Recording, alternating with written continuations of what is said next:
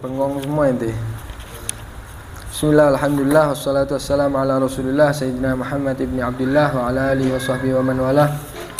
Wala hawla wala quwata illa billah, subhanaka la ilma lana illa ma 'allamtana innaka antal alimul hakim. Rabbi shrah li sadri wa yassir li amri wa hlul 'uqdatam min lisani yafqahu qawli. Amma ba'du. Alhamdulillah kita dipertemukan kembali oleh Allah Subhanahu wa taala dalam majlis yang insyaallah penuh barakah ini. Mudah-mudahan Allah Subhanahu wa taala selalu meringankan kita, selalu meringankan kaki kita, langkah kita untuk dapat menghadiri majlis-majlis yang seperti ini, majlis-majlis yang di dalamnya dikaji ilmu baginda Nabi sallallahu alaihi wasallam. Majlis yang di dalamnya diajarkan halal haram, majlis yang di dalamnya diajarkan bagaimana tata cara beribadah kepada Allah Subhanahu wa taala. Amin ya rabbal alamin. Ikhwani yang dirahmati oleh Allah, kalau kita sudah belajar ilmu syariat, atau kita berusaha untuk belajar ilmu syariat ya dengan hadir majelis seperti ini, kemudian kita mengamalkan ilmu kita sambil kita melakukan ketaatan kepada Allah Subhanahu wa taala, maka nanti akan diberi ilmu laduni oleh Allah Subhanahu wa taala. Tapi dengan syarat apa? Belajar ilmu syariat kemudian diamalkan. Paham? Diamalkan. Maka kita akan mendapatkan ilmu laduni dari Allah Subhanahu wa taala. Apa ilmu laduni itu? Ilmu yang dari Allah Subhanahu wa taala langsung. Tanpa kalian belajar, tanpa kalian buka kitab, tanpa kalian hadir majelis, langsung diisi sama Allah Subhanahu wa taala. Yang mana ilmu laduni ini tidak diberikan oleh Allah Subhanahu wa taala kepada semua orang, tidak. Tapi kepada siapa? Kepada orang yang belajar ikhlas niatnya karena Allah Subhanahu wa taala, kemudian mengamalkan apa yang ia pelajari, maka akan dapat ilmu laduni. Jadi ilmu laduni ini tidak gampang. Tidak semua orang bisa ngaku dia dapat ilmu laduni, tidak tahu. Paham? Tapi kalau ente punya ciri-cirinya, berarti ente mendapatkan ilmu laduni. Apa? Belajar ilmu syariat dengan niat solihah, niat ikhlas karena Allah Subhanahu wa taala. Yang kedua, ente amalkan apa yang sudah ente pelajari. Insyaallah dapat ilmu laduni. Nabi Allah Subhanahu wa taala mengatakan wa 'allamnahu min ladunna ilma, dan kami ajarkan kepada beliau ilmu laduni, ilmu yang langsung datangnya dari Allah Subhanahu wa taala. Tidak ada di kitab. Ilmu laduni ente ini kalau mau cari tidak ada di kitab. Dari mana? Langsung dari Allah Subhanahu wa taala ente diajari. Ente langsung diajari oleh Allah Subhanahu wa taala. Paham? Kalau orang sudah punya ilmu laduni enak, nikmat. Paham ya? Nikmat. Belajar sedikit tok tapi sudah dikasih lebih sama Allah Subhanahu wa taala. Tapi kalau kita tidak mengamalkan ilmunya, tidak akan dikasih ilmu laduni. Paham? Nabi SAW mengatakan, man alima wa amila allama awrathahullahu ilma ma lam ya'lam. Atau kama qala, Nabi SAW mengatakan, barang siapa yang belajar kemudian mengamalkan, awrathahullahu ilma ma lam ya'lam, dia akan ditambah, diberi oleh Allah Subhanahu wa taala ilma ma lam ya'lam, ilmu yang ente mungkin enggak tahu dari mana datangnya ilmunya. Paham? Ilmu yang mana memberikan bisa menerangi ente dari kebodohan yang lain, tapi nggak tahu ente dapatnya dari mana ilmu tersebut. Datangnya dari Allah Subhanahu wa taala. Itu namanya ilmu laduni. Paham? Jadi syaratnya harus dua, belajar dan mengamalkan. Kalau ente tanpa mengamalkan, ente dengar hadir setiap minggu majelis, ya setiap minggu ente hadir majelis, tapi ente tidak mengamalkan, percuma. Paham ya? Percuma, karena samaratul ilm al-amal. Buah daripada ilmu ini apa? Amal. Paham? Kalau ente tidak beramal, berarti pohon ente enggak berbuah. Pohon enggak berbuah, paham? Kalau ente tahu pohon mangga biasanya berbuah, kemudian dia sekarang tidak berbuah lagi, gimana ente lihat pohon tersebut? Pengen nebang. Ya enggak? Pengen nebang. Pohon yang memang biasanya berbuah tapi sekarang enggak berbuah, pengen nebang. Sama kayak ente berilmu tapi tidak ente amalkan, percuma itu. Percuma, tidak ada manfaatnya. Paham? Karena tujuan daripada cari ilmu ini untuk amal. Untuk mengamalkan, dikerjakan ilmunya. Tahu siwak sunnah diamalkan. Tahu puasa ini sunnah diamalkan, tahu puasa ini sunnah diamalkan. Paham? Tahu pekerjaan ini sunnah diamalkan, tahu pekerjaan ini nggak boleh ditinggalkan, tahu pekerjaan ini diharamkan oleh Allah Subhanahu wa taala ditinggalkan. Itu namanya mengamalkan ilmu. Itu namanya mengamalkan ilmu, bukan mengamalkan ilmu ente wiritan 10.000 kali atau ini dan lain sebagainya untuk nyekar di sana sini dan lain sebagainya, bukan. Paham? Mengamalkan ilmu yaitu apa yang ente ketahui ente amalkan, ente kerjakan. Itu namanya mengamalkan ilmu. Kalau ente sudah seperti itu dicintai sama Allah Subhanahu wa taala. Kalau ente sudah seperti itu akan diberi ilmu yang enggak disangka-sangka datangnya dari mana, yaitu adalah ilmu laduni. Ente mau tahu ilmu laduni itu seperti apa? Mau tahu ente ilmu laduni seperti apa? Ilmu laduni itu ilmu yang enggak disangka-sangka kan? Paham? Seperti ada cerita Sayyidina Ibnul Arabi Al-Maliki ngarang tafsir, ya, ngarang tafsir 90 jilid sudah. Ngarang tafsir 90 jilid sampai pada ayatnya Allah Subhanahu wa taala, wa 'allamnahu min ladunna ilma, dan aku ajari kepada beliau dari sisi kami ilmu. Kata Allah Subhanahu wa taala di ayat Al-Qur'an tadi. Ingin mentafsiri ayat tersebut, penanya dipatahkan. Kenapa? Kok antum patahkan ya Syekh penanya? Karena kalau ana membahas ayat tersebut yang berkaitan dengan ilmu laduni, umur ana bakal habis tapi pembahasannya nggak akan habis. Itu ilmu laduni. Paham? Ada ulama lain dikatakan kalau ana ingin mentafsiri ayat manansakh min ayatin aw nunsiha na'ti bi khairin mithlaha. Paham? Kalau ana ingin mentafsiri ayat tersebut dan memerlukan buku yang mana buku tersebut dibawa oleh 1000 onta, paham? Setiap satu onta kan otomatis dia bawa banyak buku kan? Bawa banyak buku. Ini 1000 onta yang seperti itu nggak akan habis ilmu ana untuk mentafsiri satu ayat. Paham? Dari mana ilmunya? Kalau ente lihat kitab, tidak ada kitab. Dari mana ilmunya? Dari Allah Subhanahu wa taala. Itu ilmu laduni. Paham ya? Makanya ente berusaha cari ilmu laduni, wa qul rabbi zidni ilma. Paham? Terus minta tambahan ilmu. Apa ilmu itu tersebut? Ilmu laduni. Caranya gimana? Caranya belajar kemudian mengamalkan. Itu cara untuk mendapatkan ilmu laduni. Taib, melanjutkan pelajaran selanjutnya sampai mana?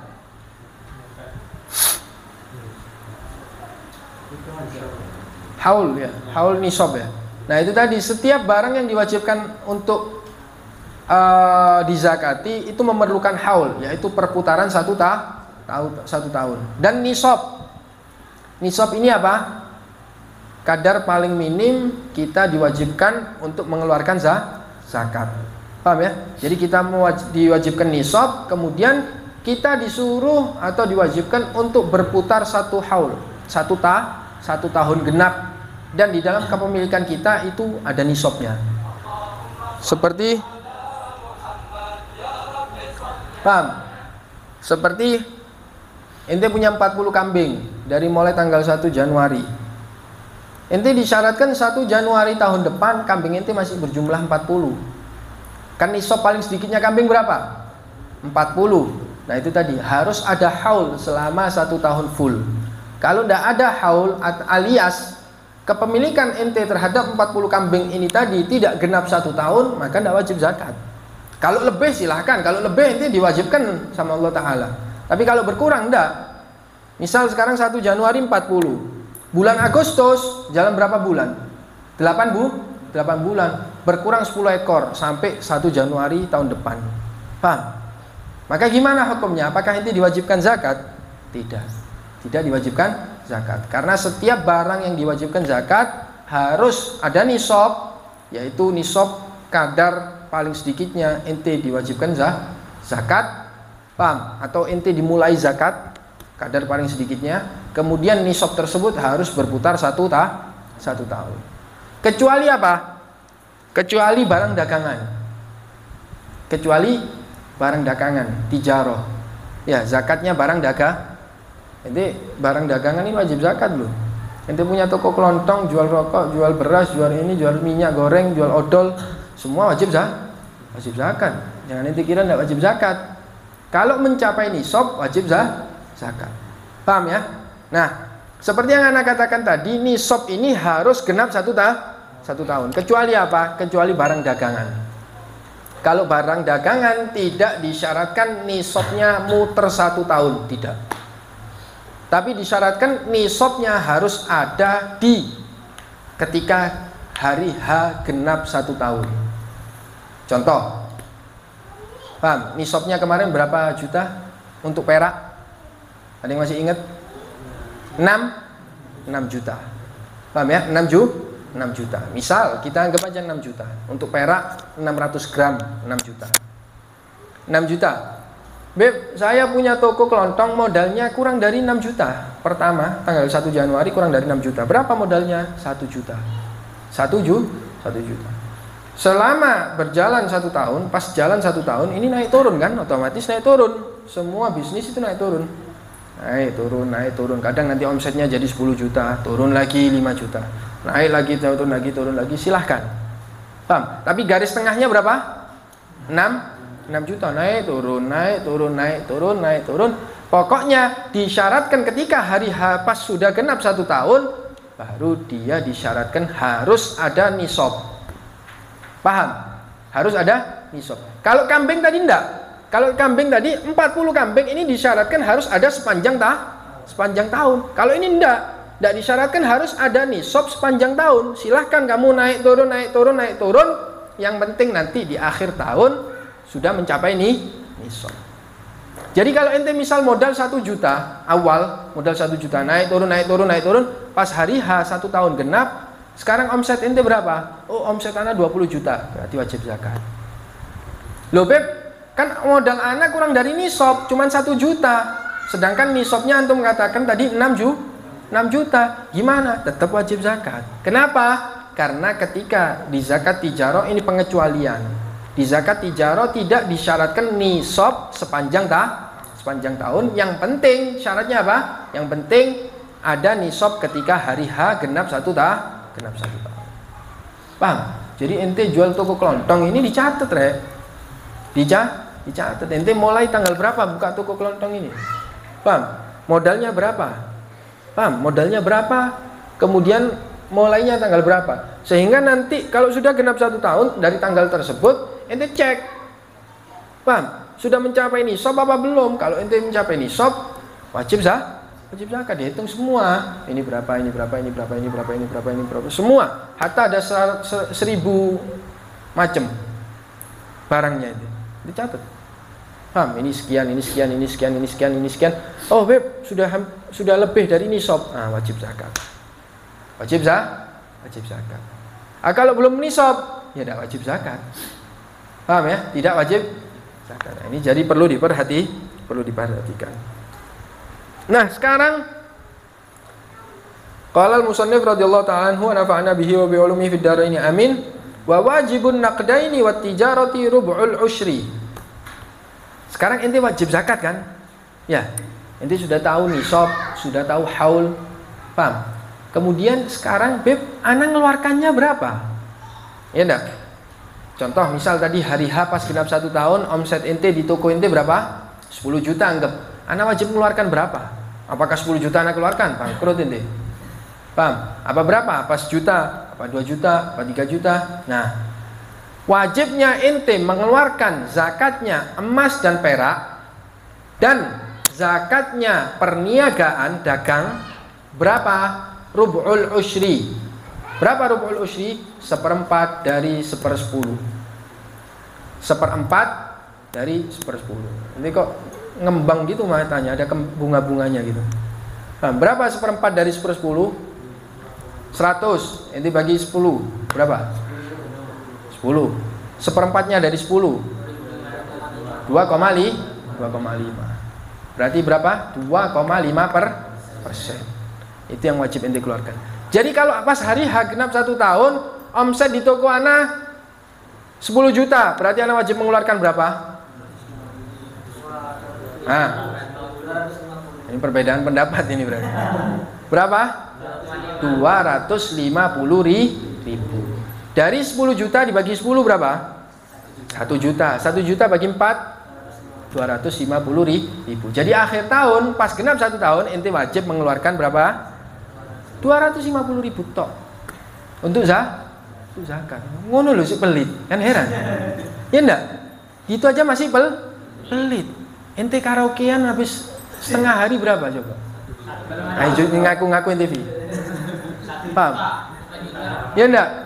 Kan kalau dipikir untuk maksiat kita gampang mengeluarkan modal. Ente beli paketan berapa? Ada yang 100.000, ada yang 150.000. Paketan aja, enggak usah maksiat, pakai paketan. Ya enggak? Ini setahun suruh bayar 250.000 tok sama syariat, enggak mau. Kan heran kan? Mengherankan. Paham? Cuman 250.000 dari 10 juta. Itu tok yang wajib ente bayarkan untuk zakat. Paham ya? Ente sekarang punya emas simpanan. Nah, kalau emas ini disyaratkan apa? Harus nisab sepanjang tahun. Paham? Nisabnya emas berapa kemarin? 85 gram. 85 gram. 85 gram ini harus ada sepanjang tahun, 1 tahun penuh. Paham? Nanti mengeluarkannya berapa?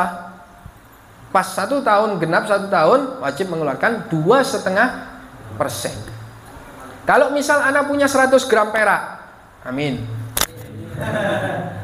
Paham? Kalau anak punya 100 gram perak, muter 1 tahun, tes dari 1 Januari sampai 1 Januari, anak wajib mengeluarkan berapa? 2,5 gram. Apa ya? 2,5 gram perak dari 100 gram itu perbandingannya berapa? 2,5%. Iya enggak? Anak punya 100 gram perak, emas, 100 gram emas. Nanti akhir tahun anak wajib bayar berapa? 2,5%. Berapa 2,5%-nya 100 gram? 2,5 gram perak. Paham ya? Kalau sekarang anggap aja 1 gram emas perak terus dari tadi anak. Emas. Sekarang kalau misalnya harga emas 1 juta. 1 gram emas 1 juta. Paham? Berarti 100 gram emas berapa? 100 juta. Ya. Dari 100 juta ini wajib zakat berapa? 2,5 juta tok. 2,5 juta dari 100 juta. Sisanya berapa? 97,5 juta. Masih di kantong ente. Paham? Masih di kantong ente, tidak ada yang nyuri. Syariat tidak mencuri, tapi syariat ingin menjaga harta ente. Ya, syariat ingin menjaga harta ente, ingin mensucikan harta ente, disuruh zakat sama Allah Subhanahu wa taala. Jadi wajibnya zakatnya emas dan perak sama zakat tijarah berapa? 2,5% untuk 1 tahun. Enak kan? Gampang. 2,5%. Nah, sudah bisa dipahami? Bisa dipahami insyaallah ya? Bisa dipahami untuk emas, perak dan zakat tijarah. Sekarang kalau misal, tak kasih contoh lagi. Ana punya 800 gram perak. Di akhir tahun Ana wajib mengeluarkan berapa? Wajibnya berapa dulu? 2,5% dari 800. Silakan dibagi. 800 bagi 10, 80. 80 bagi 4, 20. 20 gram perak Ana wajib keluarkan. Kalau kita uangkan berapa? 800 kayak tadi, 800 gram perak. Kalau 1 gramnya 100.000 berarti berapa? 8 juta. Anda ngeluarkan berapa tadi? 20 gram. Iya enggak? 20 gram. Iya, 20 gram. Kalau 1 gramnya berapa tadi? 100.000 ya. 100.000 kali 800 berapa? 8 juta. Iya, 8 juta. Anak wajib mengeluarkannya berapa? 20 gram. Kalau 20 gram ini 1 gramnya 100.000 berarti berapa? 200? Enggak, afwan. 1 gramnya 10.000. Ya, perak 10.000. Berarti anak wajibnya berapa? 200.000 tok. Ya, 200.000. Gampang. Syariat ini tidak memberatkan, tidak. Tapi semua yang diwajibkan oleh Allah Subhanahu wa taala dan dilarang oleh Allah Subhanahu wa taala itu pasti ada maslahatnya buat kita. Allah taala tidak mensyariatkan sesuatu, ya. Allah Subhanahu wa taala tidak ngambil manfaat sama sekali dari ketaatan kita, enggak. Allah Subhanahu wa taala enggak ngambil kemanfaatan sedikit pun dari maksiat yang kita lakukan, tidak. Tapi semua untuk apa? Semua untuk maslahat, untuk manfaatnya kita. Paham? Tidak ada sama sekali. Ente mau minum khamr, mau tidak minum khamr, Allah Ta'ala tidak ngambil manfaat, Allah Ta'ala tidak dapat madharat, tidak dapat bahaya sama sekali kalau ente minum. Dan kalau ente tidak minum, Allah Ta'ala yang tidak dapat manfaatnya. Tapi siapa yang dapat manfaatnya? Diri sendiri. Begitu semua syariat seperti itu. Syariat itu seperti itu. Paham ya? Jadi Allah Ta'ala mewajibkan kita bayar zakat. Manfaatnya yang mendapatkan manfaat tersebut siapa? Ya kita sendiri. Harta kita disucikan sama Allah Subhanahu wa Ta'ala. Harta kita dibersihkan sama Allah Ta'ala. Harta kita ditambah oleh Allah Subhanahu wa Ta'ala. Harta kita dijaga oleh Allah Subhanahu wa Ta'ala. Karena apa? Harta yang kita sedekahkan itu gak akan berkurang. Harta yang kita sedekahkan itu bukan yang hilang, tidak. Paham? Mana qasamalun min sadaqatin bal yazdad. Kata Nabi SAW, tidaklah berkurang harta yang disedekahkan sama sekali. 1% pun, 1 sen pun tidak berkurang yang itu sedekahkan itu. Tapi apa? Bal yazdad. Tapi itu nambah. Pada hakikatnya itu nambah. Dan yang ente sedekahkan itu yang kekal nanti di akhirat. Yang enggak ente sedekahkan itu yang hilang nanti di bawah ahli waris. Ya enggak? Yang ente sedekahkan jadi tabungan ente di akhirat. Yang enggak ente sedekahkan dimpe ahli waris. Ente tidak akan dapat apa? Tidak akan dapat apa-apa. Ente di kuburan dapat ente. Sepeda motor ente masuk. Enggak. Paham? Buat siapa? Buat ahli waris anak turun ente. Tapi yang ente sedekahkan itu dicatat sama Allah Subhanahu wa Ta'ala. Jadi tabungan ente. Jadi pada hakikatnya harta yang ente sedekahkan itu bukan harta yang hilang. Itu tapi harta tabungan. Paham ya? Baik. Wa wajibul hububi wath thimar allati suqiyat bi mu'nah nisful usyur wa bi ghairi mu'nah al usyur.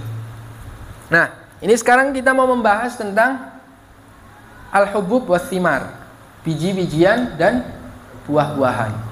Ente punya sawah kan? Di Madura? Ya. Nah, ini gimana zakatnya? Wajib zakat. Jangan ente kira enggak wajib zakat dong. Paham? Wajib zakat. Berapa zakatnya? Dengarkan. Kita sebelumnya harus mengetahui nisabnya dulu berapa. Nisab daripada kalau kita panen biji-bijian sama buah-buahan. Kalau buah-buahan kemarin cuman apa? 2 tok, anggur sama kurma. Kalau kurma sudah mungkin tidak ada di Indonesia. Tinggal anggur mungkin ada, tapi jarang orang kalau di sini kita orang ini nanam anggur, berkebun anggur jarang. Ya. Jadi kita ambil biji-bijian aja, ambil contoh biji-bijian.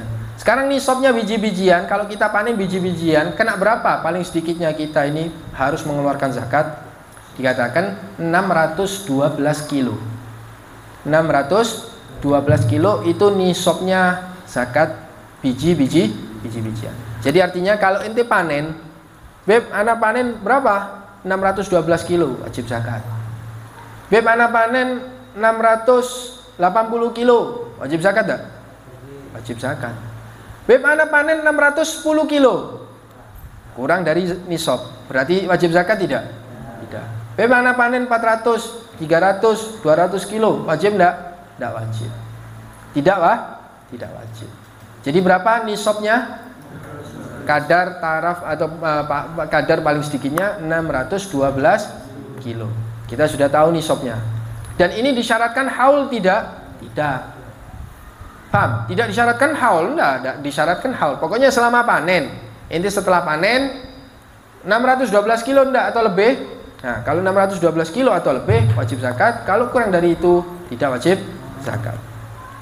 Nah, sekarang kalau anak ini sudah mencapai nisab, anak panen 612 kilo atau lebih sampai nisab. Sekarang wajibnya anak mengeluarkan berapa dari beras itu tadi, dari padi itu tadi, anak wajib mengeluarkan berapa? Dilihat dulu. Paham? Kalau sawahnya ente diairi pakai mu'nah, pakai bayar, paham? Mengeluarkan uang ketika ente mengairi sawah ente, berarti wajibnya adalah nisful usyur. Nisful usyur ini berapa? 5%.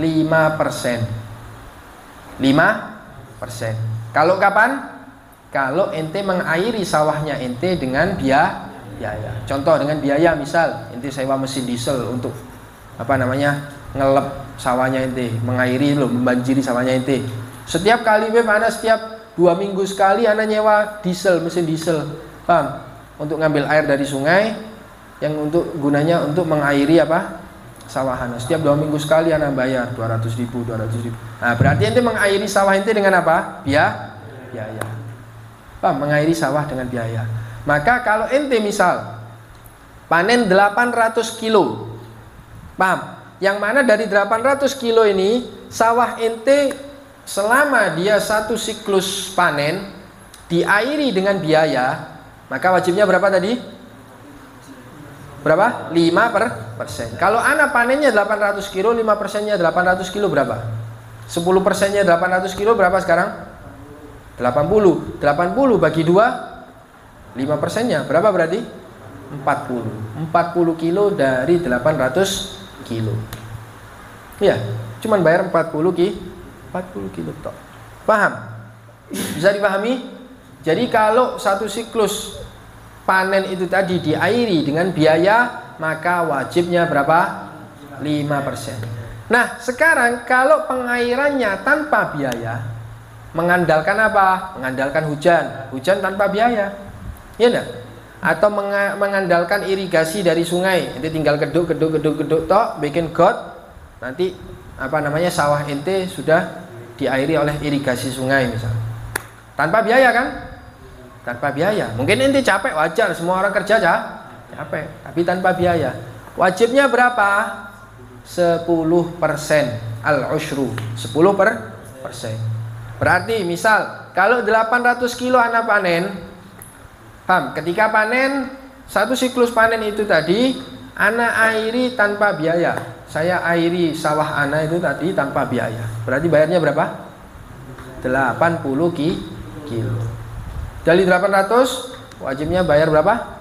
80 kilo toh, 10%. Jadi ingat-ingat, kalau pengairannya tanpa biaya berarti 10%, karena ini tidak mengeluarkan biaya. Jadi otomatis oleh Allah Subhanahu wa taala sedikit diberatkan untuk mengeluarkan zakatnya, sedikit ditambah. Paham? Kalau tanpa biaya 10%, kalau pakai biaya berapa? 5%. Paham ya? Jadi ente bilang sama saudara-saudara ente yang punya sawah itu, "Man, kalau nanti apa namanya? Panen, timbang dulu ya, jangan dibuat mayoran dulu ente." Paham? Ente percuma ente sedekah bumi apa fadhi semua itu. Paham? Ente sedekah sama Allah taala. Sedekah di jalan Allah Subhanahu. Hatta ente seumur hidup ente nggak pernah sedekah bumi yang kayak tumpengan gitu. Nggak pakai itu semua, ente bayar zakat, diselamatkan sama Allah Subhanahu wa taala. Tapi kalau ente percuma setiap tahun 2 kali 3 kali sedekah bumi tumpengan tapi tidak pernah bayar zakat, kalau waktunya hancur dihancurkan sama Allah Subhanahu wa taala. Jadi sedekah bumi sedekah itu zakat itu loh, zakat itu. Paham ya? Sedekahnya ente. Paham? Kalau ini tidak, silahkan, ini adat. Selama adat tersebut tidak mengganggu syariat, baik. Ya enggak? Nanti sedekah bumi maksudnya apa namanya? Tasyakuran sama penduduk kampung, bagus, tapi zakat ente jangan dilupakan. Ya, zakatnya jangan dilupakan, harus bayar zakat dulu. Jangan dipakai dulu berasnya. Habis panen jangan dipakai dulu, timbang dulu. Paham? Dibersihkan semua gabahnya, apa namanya? Kulitnya semua diseleb dulu sampai bersih, sampai beras semua ditimbang. Ditimbang, habis ditimbang berapa jatuhnya? Kalau sampai nisab wajib zakat, dan nanti wajib zakatnya berapa tergantung pengairannya selama dia dalam proses sebelum dipanen. Kalau pengairannya pakai biaya berarti 5% yang wajib dikeluarkan. Kalau tanpa biaya berarti 10%. Gampang kan? Gampang enggak? Gampang. Kalau pengamalannya yang sulit. Karena kalau orang mau sedekah ini setannya di mana-mana. Ya enggak? Setannya di mana? Mana-mana. Itu pasti itu. Orang mau sedekah setannya di mana-mana. Nanti aja. Kalau nanti mau sedekah misal. Nah, ini mungkin orang ini mampu kerja. Nah, nanti lihat orang tidak mampu padahal. Tapi nanti sama setan diganggu ente. Ini orang mampu kerja, ngapain anak ngasih dia? Nanti pergi, tidak jadi sedekah. Pasti setan itu seperti itu. Makanya kalau sedekah itu langsung. Sedekah ente punya uang Kretek dalam hati sodako kasihkan. Mau siapa? Mau dia orang paling kaya di dunia ente kasih sodako. Paham? Maksudnya apa? Maksudnya ini memotivasi kita kalau ente sodako jangan lihat siapa-siapa. Kalau ente lihat siapa-siapa nanti setannya ini ganggu kita. Paham ya? Siapapun mau lagi silakan. Kretek dalam hati sodako. Ente ngelihat masjid, kota amal masjid sodako. Jangan ente lihat, oh ini masjid kan sudah banyak webkasnya web. Setan pasti seperti itu. Setan pasti seperti itu. Ente kretek sodako, mau sodako sama masjid, setan di belakang bisi, ini uang kasnya banyak masjidnya. Cari aja yang lain. Nah, cari lain ente nanti lupa kalau sudah nyari lain. Setan itu seperti itu. Paham ya? Jadi kalau sebelum apa-apa itu sodako. Sodako ini bisa memang banyak manfaatnya ini sodako. Nabi SAW mengatakan dawu mardokum bis sodako. Sembuhkanlah orang-orang sakit di antara kalian dengan apa? Sodako. Tidak usah pergi ke dokter kalau ente percaya Nabi SAW. Bang, tidak usah pergi ke dokter, sodako. Ente sebelum pergi ke dokter, sodako. Silakan ente pergi ke dokter bagus. Itu namanya apa? Namanya al-akhdhu bil asbab. Ente mengambil sebab. Paham ya? Biasanya penyembuhan ini sebabnya apa? Sembuh ini sebabnya apa biasanya? Disebabkan oleh apa? Pengobatan. Silakan ente berobat. Tapi sebelum berobat ente coba sodako dulu. Paham ya? Ente coba sodako dulu, sembuh insya Allah. Sebelum ente berobat sudah sembuh kalau ente percaya Nabi Shallallahu Alaihi Wasallam. Makanya aulianya Allah Taala ini kenapa kok sedikit sodako sembuh, ini sodako kabul hajatnya, karena yakin, punya keyakinan sama Allah Subhanahu Wa Taala. Kalau ente kan enggak, paham? Kalau ente kan enggak ada keyakinan, akhirnya enggak disembuhkan sama Allah Taala. Enggak ada keyakinan, akhirnya enggak dikabulkan hajatnya oleh Allah Subhanahu Wa Taala. Tapi ya yang pengertian ya. Ente punya hajat ya Allah ya Allah anak punya hajat pengen dapat mobil tapi sodakonya 1000. Paham diguyu malaikat ente. Diguyu hajatnya pengen apa? Pengen dapat mobil, pengen dapat modal nikah ya kan? Pengen dapat modal nikah puluhan juta, sodakonya 1000. Jadi diguyu malaikat. Paham? Sama kayak ente mancing, pengen mancing iwak pari yang besar. Pancingannya udang 1 biji. Paham? Ya tidak dapat ikan ente. Tidak dapat ikan besar, dapat ikan kecil. Paham? Ya kalau ente pengen hajat yang besar, ya sodako yang banyak, sodako yang besar. Paham? Jadi seperti itu. Minimal 2,5% daripada hajat ente. Ente pengen mobil berapa? 100 juta. 2,5%-nya keluarkan. Ente niatkan supaya dapat rezeki mobil. Seperti itu. Paham ya? Habib Salim bin Abdullah Syatiri itu setiap dapat rizki, ini setiap dapat ya, bukan mengharapkan rizki. Setiap kali dapat rizki pasti dikeluarkan 2,5%-nya untuk sodako. Dapat uang misal 10 juta, pasti disisihkan 2,5% untuk sodako. Padahal 10 juta, maksudnya bukan tidak wajib zakat, tapi disisihkan untuk sodako. Paham? Seperti itu. Habib Salim bin Abdullah Asy-Syatiri. Kalau ente kan tidak minta hajat, tapi hajatnya ente tidak banding sama sodako, itu keliru. Paham ya? Seperti itu keliru. Wallahu a'lam.